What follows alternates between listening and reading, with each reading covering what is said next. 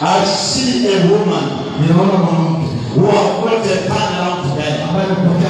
I see a man who have put a pan around together. I see a man.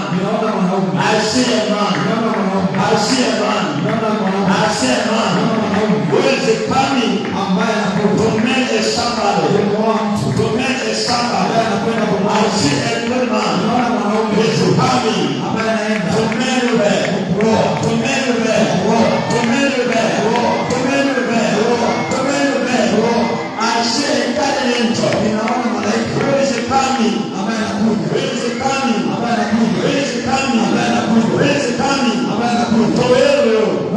To heal you. To heal you. To heal you. Save your way. Save your way. Save your way.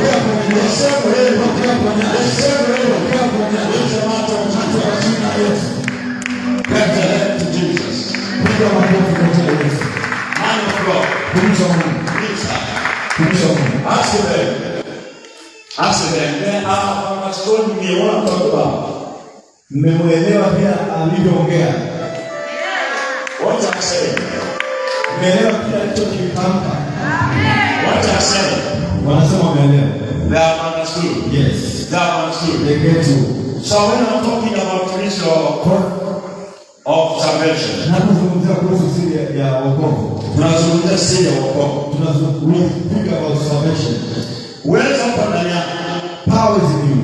Hatuombi Mungu atupe nguvu. We don't pray to God that He may give us power. Because for us to receive power, kwa sababu sisi kupokea nguvu, it must not cost us. Haitugharimu To pray, kuomba so that we can receive power. kama tupate nguvu. But when we pray, Ila tunapoomba, we generate that power. tunaiamsha ile nguvu. We generate that power. Tunaiamsha ile nguvu. That praise in us.